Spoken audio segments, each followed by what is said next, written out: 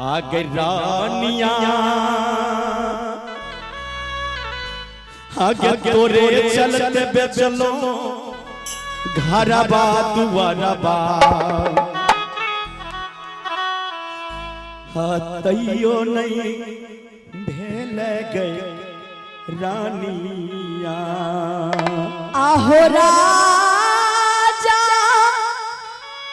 आहो तोरा चलते छोड़ला गौआ समाज के पगली अतइयो नहीं भेला हो राजा।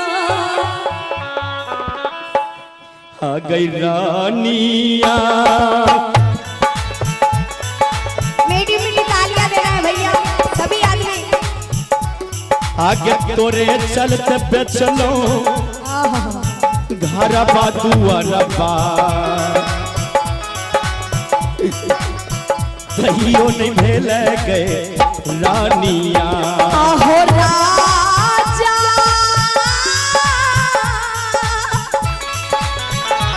आहो तोरा चलते छोड़लो नगर समाज के तैयो न भेला हो राजा। आहो राजा आगे तोरे चलते बेचलो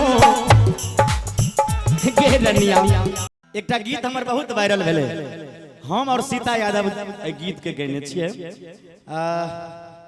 बहुत वायरल भेले, बहुत लोग ओइ गीत के सुनलखिन है। कै गो चैनल पर ई गीत वायरल भेले, लगभग पूरा बिहार में ई गीत बाजे छै। हम दू लाइन दुनू गोटा मिल के गावे छी, बड़ा सुंदर ही गावे छै और आशा नहीं विश्वास है जे अहाँ सबके नीक लागल।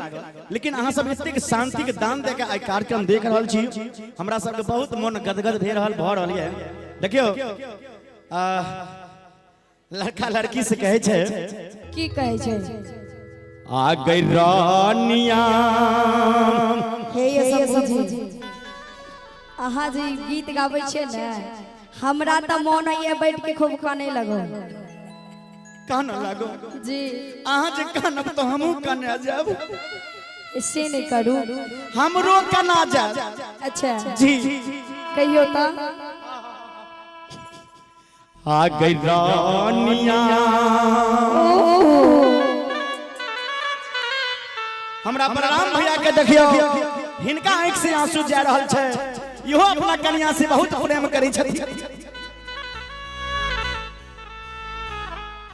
आ गई रानिया आगे तोरे चलते बेचलो घरबा दुआरबा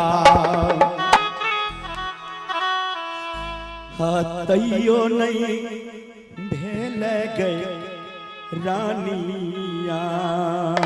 आहो राजा आहो तोरा चलते छोड़ला गौआ समाज के पगली अतइयो नहीं भेला हो राजा। आ गई रानिया। मीठी मीठी तालियां देना है भैया सभी आदमी। आगे तोरे चलते बेचलो घरबा दुआरबा तैयो नहीं भेल गए रानिया। आहो राजा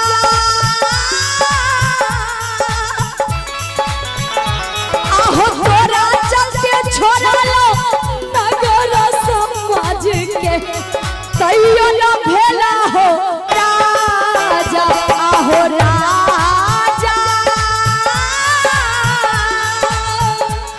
आगे तोरे चलते बेचलो गे रनिया। हमरा दिनेशो जी के आंख में आंसू जाय छै। अच्छा देखे छी दिनेश जी के आंख से आंसू बालो कृष्ण जी के जाय छै यो। आगे रानिया आगे तोरे चलते बेचलो घरबा दुआरबा अच्छा तैयो नहीं भेल गए रानी।